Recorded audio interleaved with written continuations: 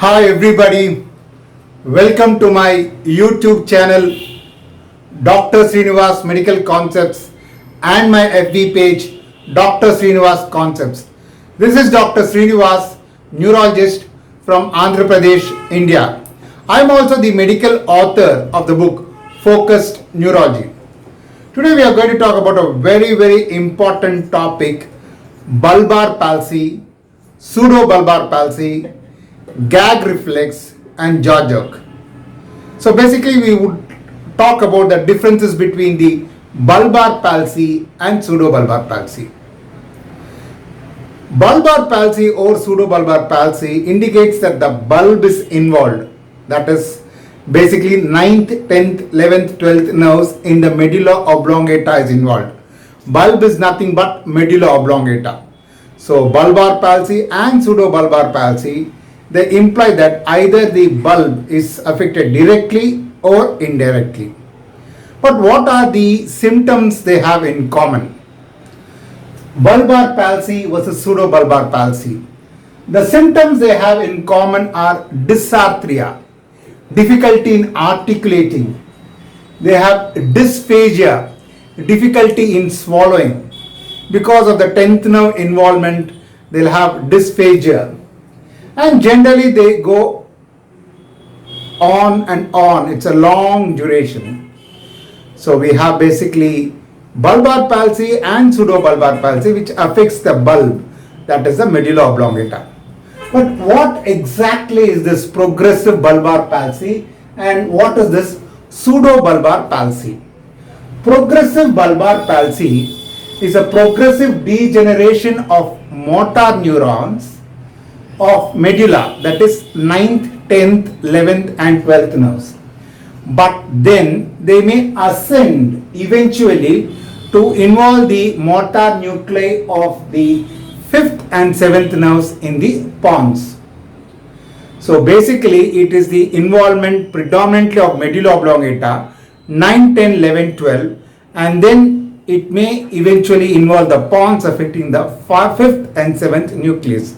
So basically they are LMN type, lower motor neuron type.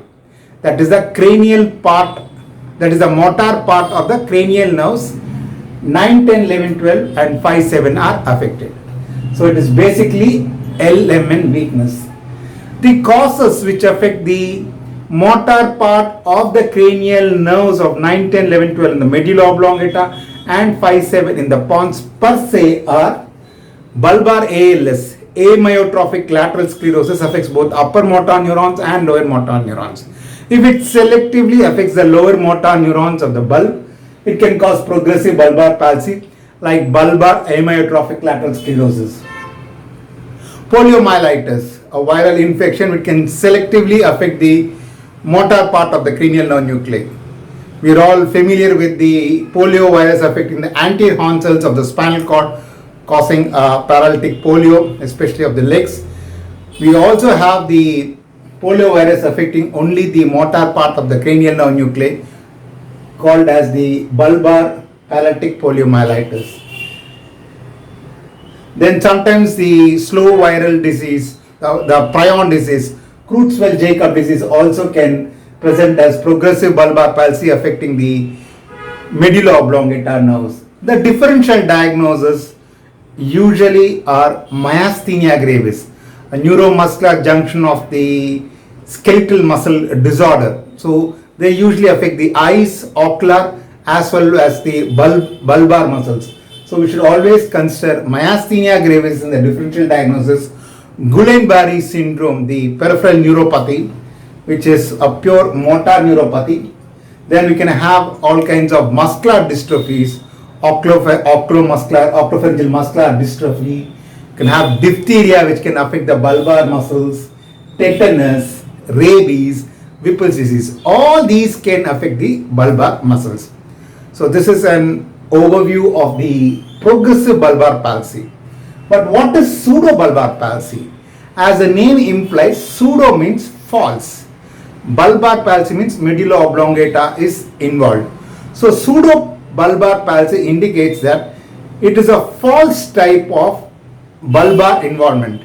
That is 9th, 10th, 11th, 12th cranial nerve manifestations are seen, but per se they are not affected. So how can we explain this? We can explain it by invoking the corticobulbar tracts. We all know that the cranial nerve nuclei gets bilateral innervation. Same side corticobulbar fibers and opposite side corticobulbar fibers, except 7th. The lower part is 7th nerve, cranial nerve nucleus. So 9, 10, 11, 12 cranial nerves in the medulla oblongata, they get a bilateral innervation from the same side as well as from the opposite side. So imagine my right side. So it gets from the right side as well as on the left side. So only the right side is involved, only a unilateral corticobulbar tract involvement will not produce pseudobulbar palsy, because these 9, 10, 11, 12 cranial nerves can get compensation from the corticobulbar tract coming from the opposite side. And therefore, for the manifestations of pseudobulbar palsy to be seen, both the corticobulbar fibers should get affected. So if only one side gets affected, we don't see pseudobulbar picture, because the other corticobulbar fiber comes and compensates. So unilateral corticobulbar involvement will not produce pseudobulbar palsy. Both the corticobulbar fibers supplying the 9, 10, 11, 12 cranial nerve should get affected. So when there's a lesion here and the lesion here, so both the corticobulbar fibers are affected. So the supranuclear pathway of 9, 10, 11, 12 cranial nerves are affected. So it mimics a bulbar palsy, 9, 10, 11, 12 cranial nerves. So here the motor part of the cranial nerve nuclei are per se intact. It is only the corticobulbar fibers supplying the 9, 10, 11, 12 nerves are affected. The bulb is affected. So it is a UMN type of palsy. A fundamental difference between bulbar palsy and pseudobulbar palsy is that bulbar palsy is an LMN palsy. Progressive bulbar palsy is an LMN palsy, whereas pseudobulbar palsy is a UMN palsy. That is the fundamental difference. If we know this, it is very easy to understand all the differences between progressive bulbar palsy and pseudobulbar palsy. So pseudobulbar palsy is a bilateral supranuclear lesions which involve the corticobulbar pathways to the bulbar nuclei. Upper motor neurons weakness.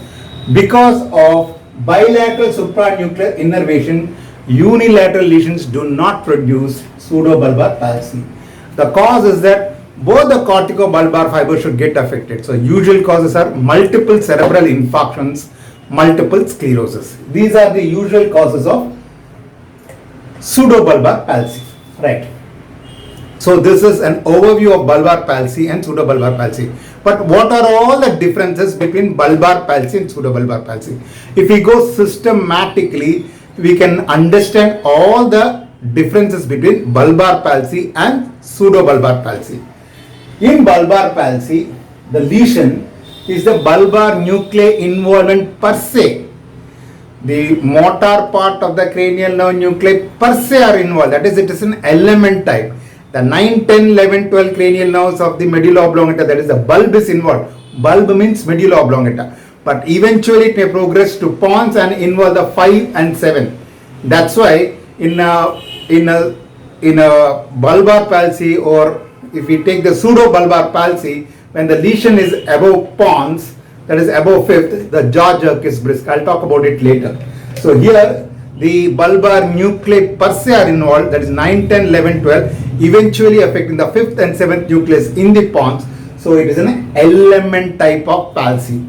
Whereas if we take pseudobulbar palsy, it is the bilateral corticobulbar parts to the bulbar nuclei are involved, and therefore it is a UMN type of palsy. So there will be symptoms suggest of 9, 10, 11, 12, 5th and 7th cranial nerves, but they are not because of the nuclei per se. It is because of the bilateral corticobulbar pathways affecting these nuclei.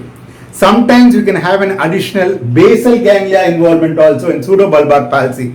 In that case, we can get the basal ganglia signs like rigidity or Parkinson's. Right. The second difference is that always remember that the bulbar palsy is LMN and pseudobulbar palsy is UMN. Then we can sort out all these differences.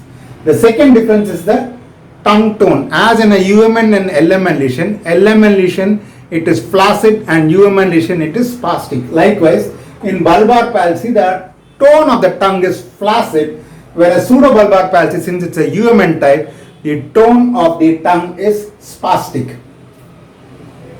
And then the fasciculations. The tongue fasciculations are present. You see fasciculations in the tongue in bulbar palsy because it is LMN type. You don't see fasciculations in the tongue because it is UMN type. Since it says LMN type, that progressive bulbar palsy, the tongue is atrophic. Here the tongue is not atrophic. It is that atrophy is absent. And then the two important reflexes which differentiates bulbar palsy from pseudobulbar palsy are gag reflex and then the jaw jerk. In bulbar nuclei involvement, progressive bulbar palsy, both the gag reflex and the jaw jerk are normal. The gag reflex is absent, the jaw jerk is normal or diminished. Whereas here, since it is a UMN type, the gag reflex is hyperactive and the jaw jerk is also hyperactive. Here, in the progressive bulbar palsy, since the gag reflex is absent,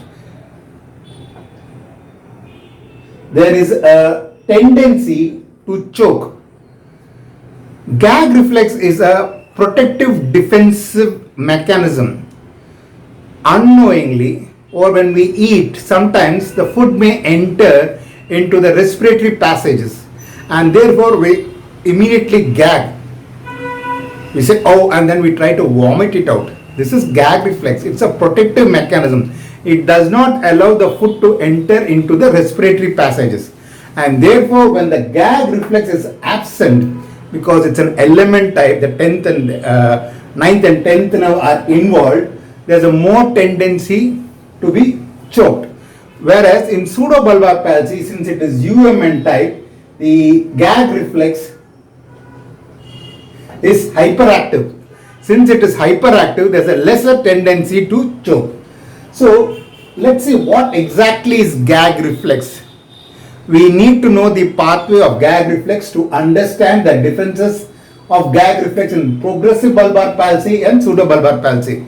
As I said, any reflex if it is affected by lower motor neuron type, it will be absent and the reflex will be brisk in a UMN type.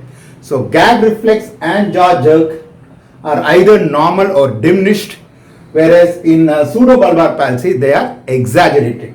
So what is gag reflex? Gag reflex, as for any reflex, the gag reflex, it has got afferent and efferent. The afferent for gag reflex is the 9th nerve, glossopharyngeal nerve. The efferent for the gag reflex is the 10th nerve, the vagus nerve. So when we touch the posterior pharyngeal wall, that is the afferent sensory pathway, it results in bilateral contraction of the pharyngeal muscles, soft palate and uvula, that is 10th nerve. So afferent is 9th nerve, wherein we touch the posterior pharyngeal wall. The efferent is 10th nerve, wherein there is a contraction of the palate, pharyngeal muscles as well as the uvula. But here again there is a catch. We need to touch the posterior pharyngeal wall to stimulate the 9th nerve. If we touch the soft palate, we are actually stimulating the 5th nerve. Right. So basically the afferent is 9th nerve and the efferent for the gag reflex is the 10th nerve.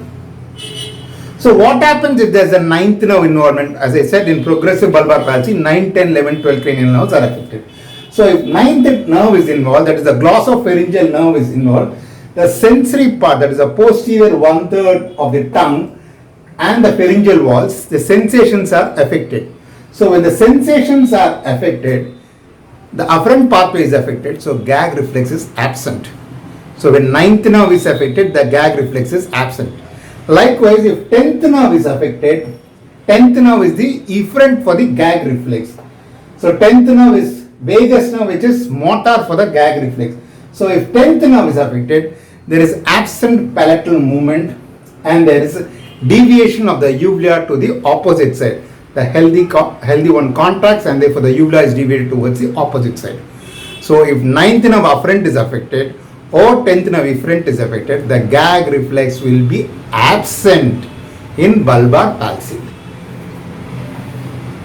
Whereas in pseudobulbar palsy, it is hyperactive and therefore there is a less tendency to choke.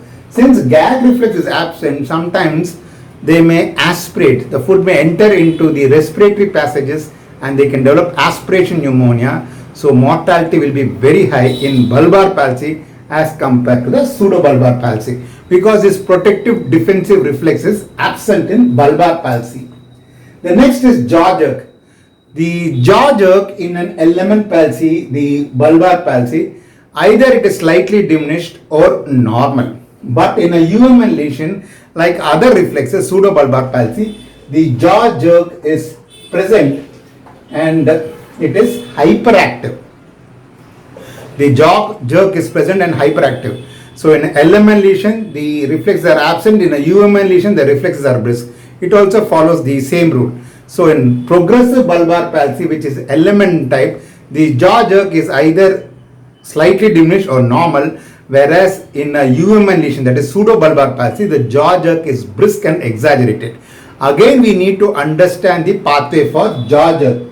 As for any reflex, the jaw jerk also has afferent and efferent. The catch in the jaw jerk is that afferent is also fifth nerve and efferent is also fifth nerve. Afferent is the mesencephalic nucleus of the fifth nerve, where it takes the proprioception fibers from the jaw muscles. The efferent is also fifth nerve, but the motor nucleus, and it sends impulses to the jaw muscles, the masseter, to contract. So how do we elicit jaw jerk? Ask the person to slightly open and then tap. So afferent goes via the mesencephalic nucleus of the trigeminal nerve. It goes to the pons, then via pons it descends via the motor nucleus of the fifth nerve. The masseters are contracted and the jaw immediately closes up.